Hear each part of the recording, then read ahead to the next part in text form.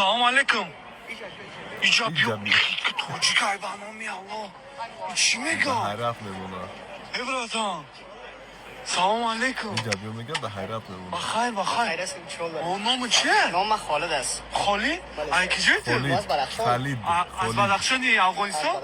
ماشاءالله. ما اگه شهرام یک مسابقه میکردیم یک جای پشتی ما اونجا دیده بودیمش دیگه یادش رفتیم خیر اگر نیست جور استی در کجا مسابقه کرده بودی؟ یعنی سوس هستی. ما تو نکرده بودیم تو مسابقه کردیم ما اونجا تشویقت میکردم یادت آمد من مسابقه میگی تو تماشا میکردی؟ پست هم میکنی سلام برسه به کل فارسی زبانا تمام دنیا خدا کنه که جور آرام به خیر و سلامت خوش آرام باشین خوش آرام باشین دادر زنده باشید. عزیز نام داری؟ گوشتینگیری ها گوشا چی کرده؟ ماشاءالله ماشاءالله. اینا برادرای افغان فخر میکنن در امریکا نه خیلی بچه افغان اومدگی اشتراک هستن. زنده باشی برات. سلام علیکم و درودی به پایان به کل فارس‌زبانان اهل دنیا از آن جمله تاجیکستان، افغانستان، ایران، پاکستان، خیتای، ازبکستان و دیگر دولت‌های دنیا و برادر خالد زنده و سربلند باشید.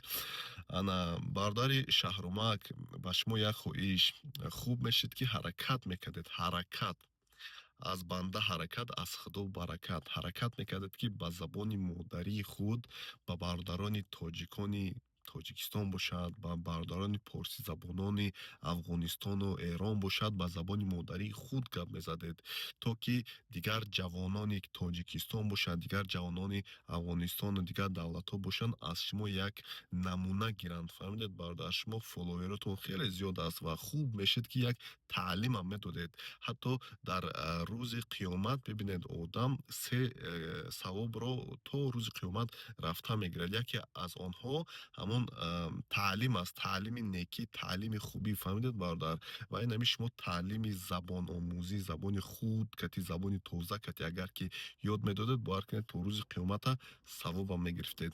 لیکن امروز آید دیگر یک موضوع گپ میزدیم. ببینید برادر، من شاه حکیمی در صفحه اجتماعی یک ویدیو نوارها جور میکنم، یعنی پهن میکنم و افیر میکنیم در تیک توک، یوتیوب، فیسبوک، اینستاگرام افیر میکنیم و بسیاری وقت از همان افغانستان تاجیکان میدرن خیلی زیاد گیله میکنن، میگن که چرا شما تاجیکان تاجیکستانیا ما رو افغان میگوید، یعنی توجیکای افغانستان افغان میگوید و گیله میکنن، خیلی عصبانی گپ میزدن، میگن که ما را افغان نگوید، ما در اینجا فرزندام دادیم، پدرامون و مادرامون را دادیم، ما را خون دادیم، ما قدر زحمت کشیدیم تا که تاجیک هویت تاجیک رو از دست ندیم، تا که زبان تاجیکی رو از دست ندیم، یعنی زبان پارسی رو، نه هویت ملی خود رو از دست ندیم. شما تاجیکان تاجیکستان برآمده ما رو توجیکان افغانستان رو یا که توجیکان خراسان رو افغان میگوید. البته که این یگان جای بدبینی با مردم افغان یا که پشتو یا که هزاره یا که بلوچی یا که نورستانی یا که دیگر ایماق دیگر ملت ها نیست، لیکن هر یک کس باید داند فرهنگ خود رو، زبان خود رو و ملت خود رو البته که حمایت کند از این. فهمیدید؟ و یکی از نمونه ها مثلا همین احمدشاه مسعود که قهرمان افغانستان هست و قهرمان تاجیکان کل دنیا هست. فهمیدید؟ اینقدر زحمت کشیدن، اینقدر خون دادن، اینقدر جان دادن، اینقدر مبارزه بردن و همیشه تاجیک برند شناخته میشدن. و این روز هم در صحیفه اجتماعی میبینید بسیاری میبرویند از هویت خود، از ملت خود، یعنی از تاجیک بودن حمایت میکنن. فهمیدید؟ افسوس که در افغانستان یکی از ملتچگی هست. خیلی فهمیدید؟ زبان تاجیکی رو یعنی پارسی رو حرکت کردستن که از بین ببرن. فهمیدید؟ تاجیکا رو مجبور کردستن که افغان نسب کنن خودشون. فهمیدید؟ چه خیلی که در دیگر همسایه کشور شده بود تاجیکا رو مجبور در شناسنامه‌شون دیگر ملت قید کرده بودن، شهر همون زمین های پس از دیگر ملت شد. فهمیدید؟ از دیگر دولت شد و امروز باشد تا حال ما خدا میگویم که خلوصا همون جدا تاریخ ما را، زبان ما را از بین نبرن. فهمیدید؟ زبانی که هزار ساله ها در مکتب ها، در دانشگاه ها، در مدرسه ها، در چیزای دولتی، کارخانه دولتی زبانی نوشتجات و گفتار بود، امروز یگان چیز ندارد، یگان قوه قدر قیمت ندارد، تنها زبانی خانگی شدگی است. فهمیدید؟ ҳамун ҳамсоги кишварам медонед кадом шамо дар назар дорем. Ана дар Афғонистон бошад кучи яъне майда инами хеле талошам кардеста бардор фаҳмидед ва тоҷиконе ки дар он ҷо истиқомат мекунанд бовар кунед хеле заҳмат мекашанд, хеле хун метиҳанд, хеле ҷон метиҳанд ва шумо бояд инра аз ёд набуроред. Ман тоҷикони Бадахшон хеле дӯстои наздик дорам, аз ҳамо ки аз Афғонистон ҳастанд, яъне дар Русия истиқомат мекарданд, дар Бритония истиқомат мекарданд ва бисёри ҳама вақт мегӯянд ки зиёда аз 90% Бадахшони Афғонистон онҳо тоҷикҳо ҳастанд, фаҳмидед? Ва Бадахшон як чизи кӯчик нест. Бадахшони Афғонистон аст, Бадахшони Тоҷикистон аст, Бадахшони Хитой аст, фаҳмидед? Инҷо хеле зиёд тоҷик ҳастанд ва дар Покистон ҳам тоҷикҳо ҳастанд, дар дигар давлатҳо ҳам тоҷикҳо ҳастанд, фаҳмидед бародар?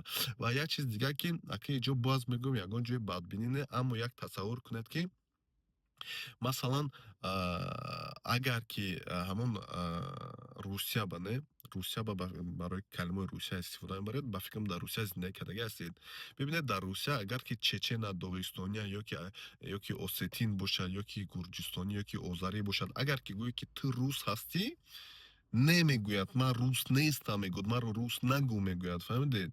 Яъне баъдаш мегӯяд ки маро ёки чечен, ёки доғистон, ёки миллати худам, номи миллати худамро бигӣ, маро рус нагир, мегӯянд, фаҳмидед? Дар Русия ҳамонам хеле гапи хабарҳо ҳаст, яъне куллан мардумам мегӯянд ки шумо рус шавед, рус шавад, аммо дар воқеият онҳо рус нестанд. Чизи дигараст ки ҳозир як шайх пурдилам мемонам, бибинед чӣ сухан мекунад бардоро ва ҳамин тамом.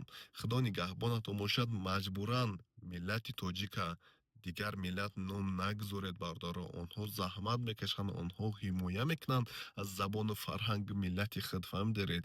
Шумо баръакс бояд ки онҳоро дастгирӣ кунед бардоро. Ассалому алайкум, бед шайх пурдила гӯш кунед. زبان عربی رو اونجا خوندم چون که فارسی زبان هستیم، تاجیکیم دیگه. توجیکیم، فارسی زبان هم. در ایران البته ملت‌های زیادی زندگی میکنن، کردها یا اکراد، ترک‌ها، ترکمن‌ها، بلوچ‌ها، اما ما فارسی زبان‌ها هستیم یا تاجیک. بله. این داستان ابو حنیفه رو بشنویم. امام اعظم عرب نبوده، تاجیک بوده. امروز نزدیک 700-800 میلیون مسلمان در جهان پیرو مذهب حنفی هستند. این چیزی گفتنی بودم که این یگان معنای ندارد که یعنی توجیک از دیگر ملت بهتر است یا که بلندتر است یا که خوبتر است. نه، کلا این خطا است کسی که این گونه فکر میکند. عرب از نو عرب بهتر نیست، نو عرب از عرب بهتر نیست. تنها از خود ترسید از نزد خودمو یک قدر قیمت ما زیاد است یا که پستر است. تمام فهمیدید؟ ما همه یک هستیم، اما ما باید نام خود رو، فرهنگ خود رو، زبان خود رو، ملت خود رو در جای گذاریم و حمایت کنیم. السلام علیکم، زنده باشید.